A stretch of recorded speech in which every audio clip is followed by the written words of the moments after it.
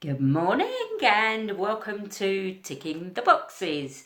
Okay, so I put, what's that bit of hair sticking out there? It's like a horn. I put a little, I forgot what it's called. Oh, a poll on my Instagram asking what you wanted to see in this channel, whether it is personal stuff or more about Tourette's. And the poll came back 50-50. So I'll just carry on what I'm doing. Please leave comments if you don't like it, or if you do like it, thumbs up and subscribe, please. So, facts out of the way today. Questions that I've been asked quite a lot. I'll try to answer. So, stopping tics. How can you stop tics? Well, I think I've mentioned this before, but you can suppress them for a short period of time. I've likened it before to stopping that big sneeze. Also, if you try to stop blinking for a while, just keep your eyes open, you feel that little pain that goes on with the not blinking. That is really exactly what it feels out like. It also gets, sorry if I keep jumping up and down, that's a bit of a tic as well. So another question people say, oh, you're really good today, you're much better. That's lovely. It's lovely for people to say that. But what happens is tics wax and wane like the moon. So some days they can appear really bad and other days they're a lot better. And sometimes there's absolutely no rhyme or reason in it. It's just how it is. And there's certain times of the day that we might be tickier or not. And also that can change as well. Tics change over time. So old tics can stop and new tics can come. So hence the different pains in different areas of my body. And some we call the keepers. They're there and they haven't changed and they've been there from day one, like box.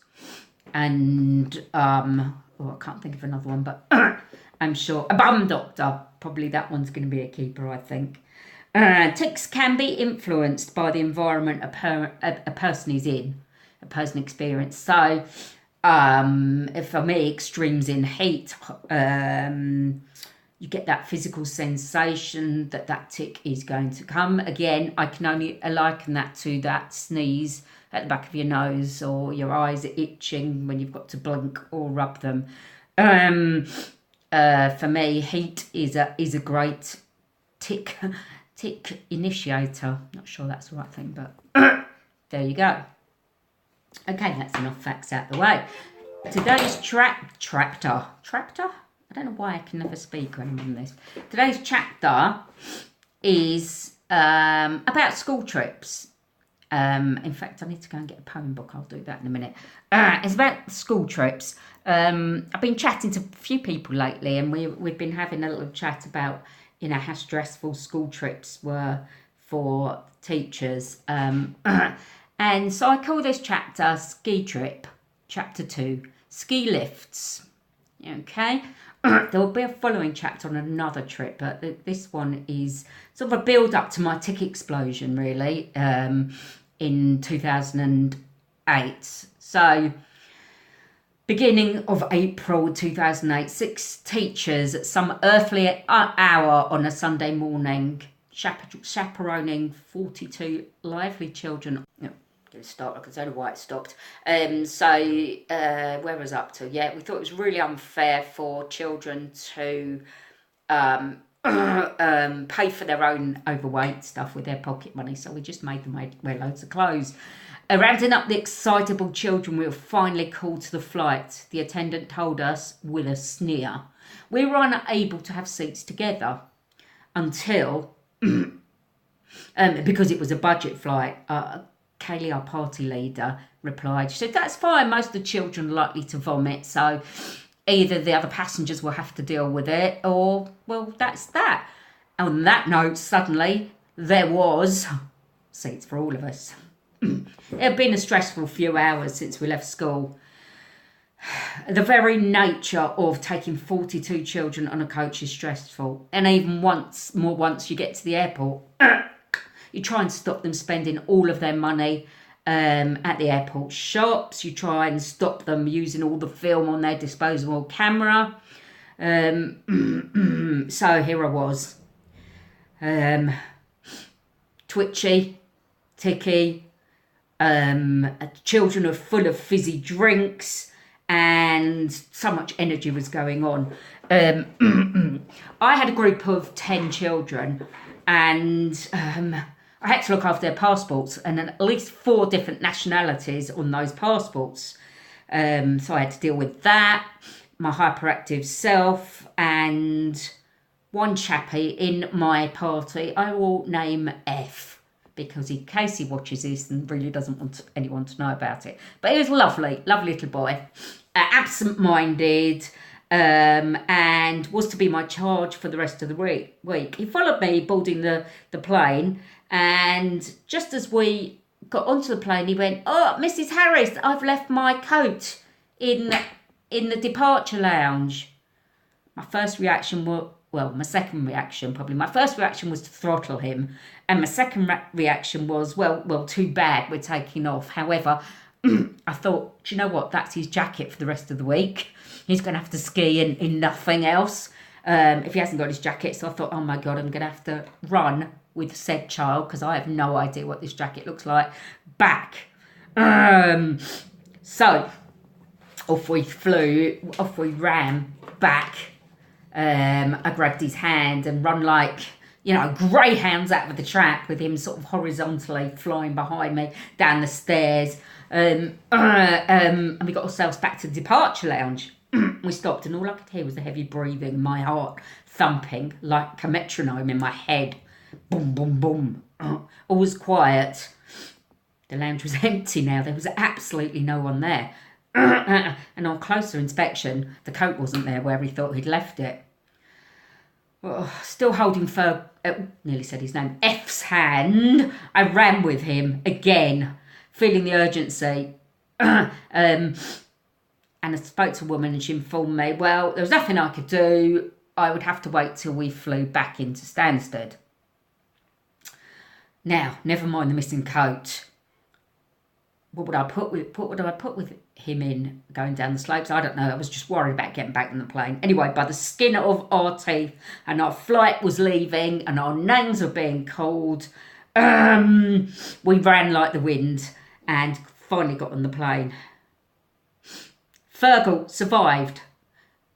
Thank goodness. Oh, I said his name. Ooh, my goodness. I keep saying what his name was. Anyway. Another child had bought 2 ski suits, so that was okay for the week. That was it. Okay, so the following stress became of fitting 42 children with ski boots and skis. The moaning and the groaning and my feet hurt, and how do you do up the buckle? Then an 800-metre walk back to the hotel, carrying the aforementioned skis and boots. How difficult could such a thing be? I was also having problems carrying my own skis and boots, being only 5 foot tall and extremely uncoordinated. And now I had 10 children to scoot after, picking up hats and gloves and a few stray skis on the way back. In my head muttering, why am I here? Having settled the children down for the night and reassuring F we would find his toothbrush, which had gone missing, and his shower gel, and his ski clothes, I spent the rest of the evening relaxing with the other members of staff. Day 1 of skiing.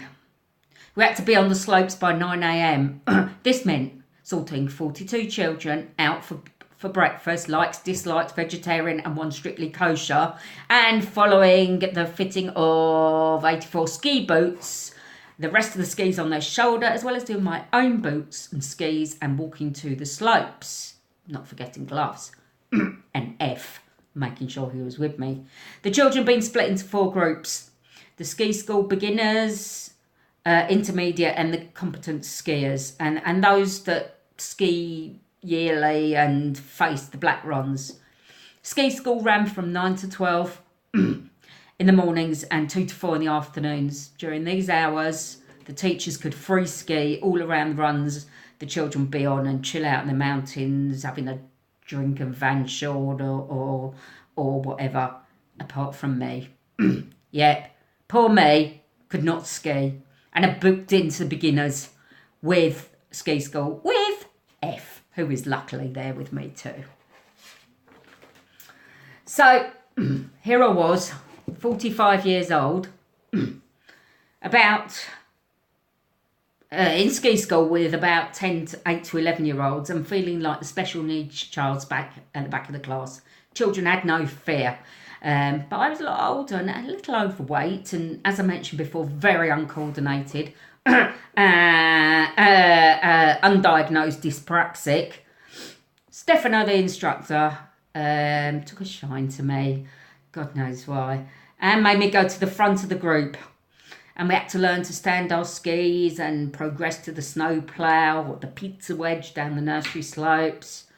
And the afternoon brought on the next stage, and as far as I was concerned, it had come a little too quickly. I wasn't really ready for this. I was sure I had to do more work on the snow plough. None of the children seemed deterred by this. Bums. And the drag lift seems fairly straightforward. You just push the button between your legs and you were dragged up slowly, easily to the incline. I was watching people for ages. It seemed absolutely really easy. And then helped off by Stefano. I realised that I was going last. Maybe it was not a good idea. I didn't feel particularly brave. My first attempt.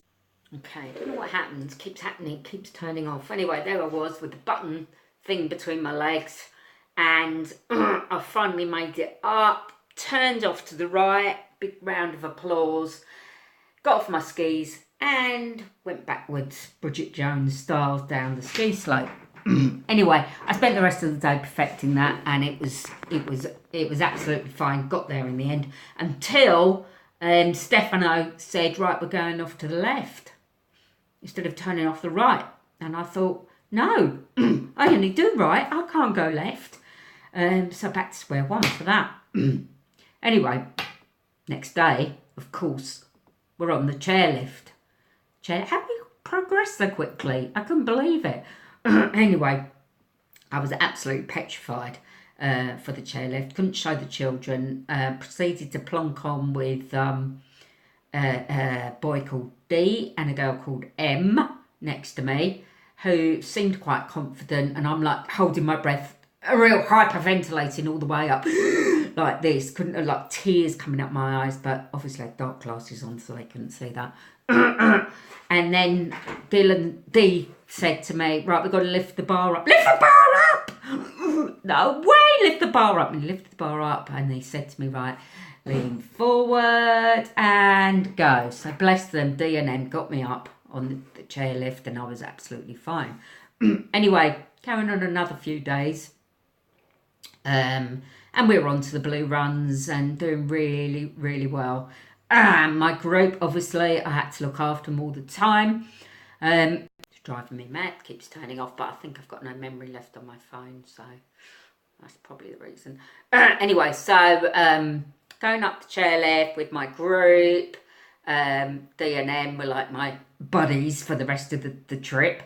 Going up the chairlift, F was behind me with his friend, and that was how we did it every time until we got up to the top of the mountain and waiting for the rest of my group, F, to come off, and there's his friend and an empty seat next to him.